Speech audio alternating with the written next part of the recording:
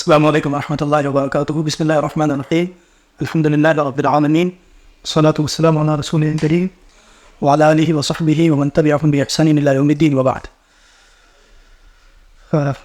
Hamas نے پچھلے سنیچر کو حملہ کیا تھا، آپ کو معلوم ہے کہ، اور آج 12 دن ہو چکے ہیں، اور ان 12 دنوں میں فلسطینی عوام جس تکلیف اور لاچارگی سے گزر رہی ہے اس کا اندازہ ہم لگا نہیں سکتے. اصل میں بہت آسان ہوتا ہے اسٹیٹس لگانا، واٹس ایپ پہ ٹرینڈ کرنا، ٹویٹر پہ ٹرینڈ کرانا، اسی طریقے سے بائیکاٹ گینگ چلانا، اسی طریقے سے نعتیں پڑھنا. کتنا اچھا لگتا ہے نا لوگوں کو. ذرا آپ سوچیے کہ آپ کے گھر پہ بم گرا دیا گیا ہے اور آپ اس کے افسوس میں جو ہے وہ غزل پڑھ رہے ہیں. تو در حقیقت یہ وہ سب طریقے ہیں جو کم سے کم اسلامی تو نہیں ہے. آپ اس کو جو بھی نام دیں، لیکن کم سے کم یہ طریقے اسلامی نہیں ہے. اب اسلامی طریقے کیا ہیں؟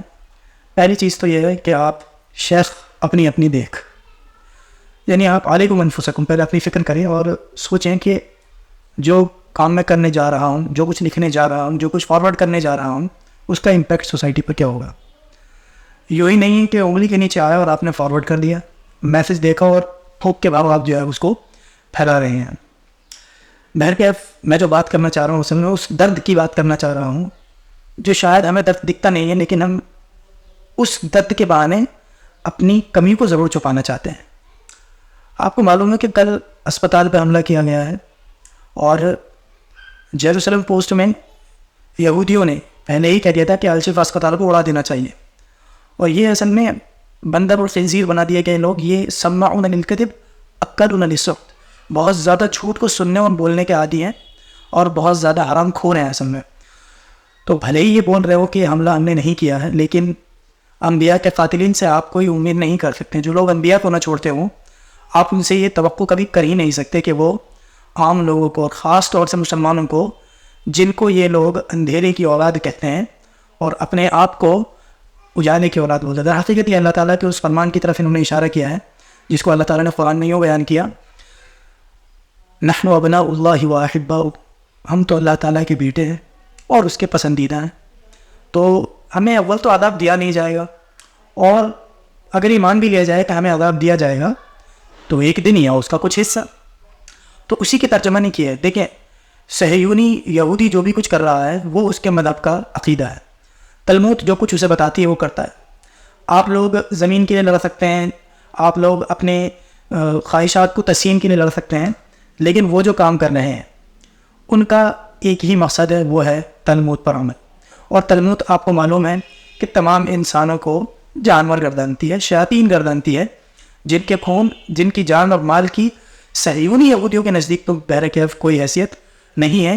اسی لیے اللہ تعالیٰ نے ان کے بارے میں یوں فرمایا سورہ آل عمران میں، لیس علینا فی الامیین سبیل.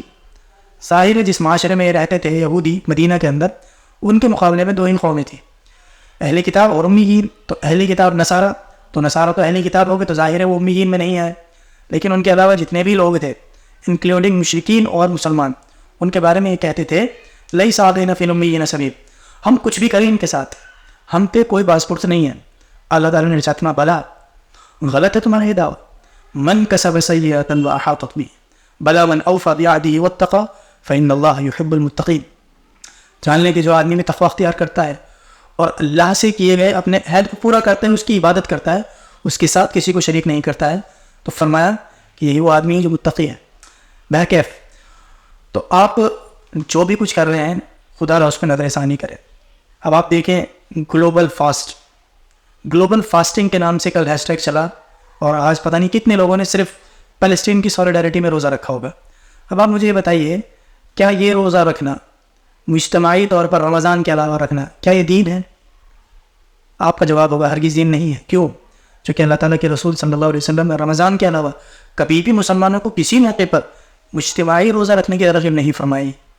یہاں تک کہ جن لوگوں روزوں کی فضیلت وارد ہے، چاہے عاشورہ کا روزہ ہو، چاہے عشرہ ذی الحجہ کا روزہ ہو، یا اسی طریقے سے عرفہ کا روزہ ہو، ان تمام روزوں کی اللہ تعالیٰ کے رسول نے فضیلت بتائی. جمعہ کے دن روزہ رکھنے سے منع فرمایا، جمعرات اور پیر کو روزہ رکھنے کی ترغیب دی، ہر مہینے ایام بیس میں روزہ رکھنے کی ترغیب دی، لیکن کبھی بھی کلیکٹیولی اس کو لوگوں پر فرض نہیں کیا. لوگوں سے نہیں کہا گیا کہ آپ کلیکٹیولی روزہ رکھیں، لیکن شیطان یتخبطہ الشیطان من المس، کیونکہ چھو کا باولہ بنا دیتا ہے، اس کو معلوم ہے کہ ان کے سمپیتی سے کیسے کھیلنا ہے, اسے معلوم ہے کہ ان کے جذبات سے کیسے کھیلنا ہے. تو اب کچھ نہیں کر سکتا تو بائیکاٹ ٹرینڈ کے ساتھ ساتھ ایک کام کر لے بھائی, روزہ بھی رکھ لے اور جان لیں کہ یہ کم سے کم اللہ تعالیٰ کی شریعت پر عمل نہیں ہے. چونکہ اللہ تعالیٰ کے رسول صلی اللہ علیہ وسلم نے ارشاد فرمایا, لا یؤمن احدکم حتی یکون ہواہ تبعا لما جئت بہ, کہ تم میں سے کوئی شخص اس وقت تک مومن نہیں ہو سکتا جب تک کہ اس کی تمام خواہشات اس دین کے تابع نہ ہو جائیں جسے میں لے کر آیا ہوں. دوسری چیز ذرا غور سے سنیں کہ وکٹم کارڈ کھیل کر صہیونیوں نے فلسطین پر جو حملہ کیا ہے کس کی وجہ سے کیا؟ حماس نے اٹیک کیا. حماس سے کس نے کہا تھا اٹیک کرنے کے لیے؟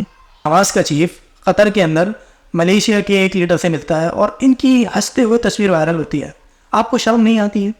بچے ذبح کر دیے گئے ہیں, بم برسا دیے گئے ہیں, پانی کھانا بجلی لائٹ سب بند ہے, کائنات کی چھت کے نیچے دور حاضر میں اس سے زیادہ گند نہیں مچائی جا سکتی, اس سے زیادہ ظلم و بربریت نہیں کی جا سکتی, اس سے بڑا آتنکواد نہیں کیا جا سکتا. اور آپ قطر میں بیٹھ کر کے ٹھٹے لگا رہے ہیں, آپ 5 اسٹار ہوٹلس میں بیٹھ کر کے قوم کی باتیں کر رہے ہیں, اور پھر امت کو کیوس کی طرف, انارکی کی طرف دھکیل رہے ہیں جیسے ربیع عربی کے نام پر برباد کیا گیا.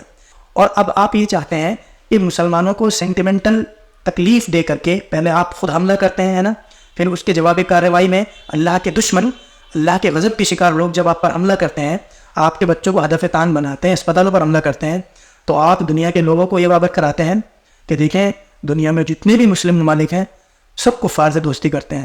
سوال یہ ہے کہ اس حملہ کرنے سے پہلے آپ سے کس نے پوچھا؟ آپ نے کس سے پوچھا؟ کیا آپ کو کسی نے لیگلائز کیا؟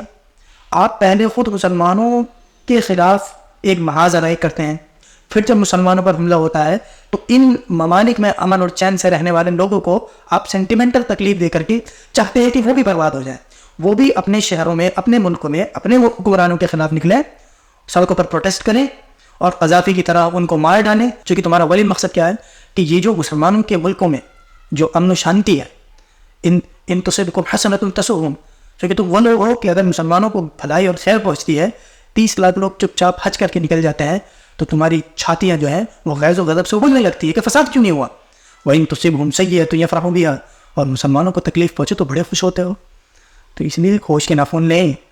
آپ جو حماس کا سمرتھن کر رہے ہیں, سوچ لیں آپ کس کا سمرتھن کر رہے ہیں. فلسطین کو حماس کا کیا مطلب ہے؟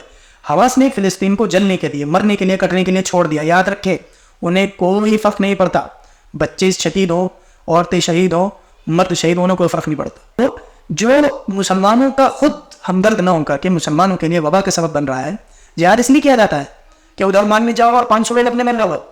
کہاں کیا حال بن دیا؟ اللہ تعالیٰ کے رسول صلی اللہ علیہ وسلم مدینے کے محاصرے کے لیے صحابہ کرام تو توش ہوتے تھے جب غزوہ کے لیے نکلتے تھے. صحابہ کرام کو تبوک کے اندر, احد کے اندر ایک مقام پر کھڑا کیا, وہاں سے صحابہ کرام ہٹ گئے. کتنے صحابہ شہید ہوئے؟ کیا اس لیے جہاد ہوتا ہے کہ مسلمانوں کے عورتوں اور بچوں کو ذبح کرا دیا جائے؟ مسلمان ملکوں میں کیوس, انارکی, بدنظمی, فوضا یہی چاہتا ہے اور کچھ نہیں چاہتے. تو اس لیے اللہ تعالیٰ سے ڈریں, جو کام کرنے کے اللہ تعالیٰ سے دعا کریں.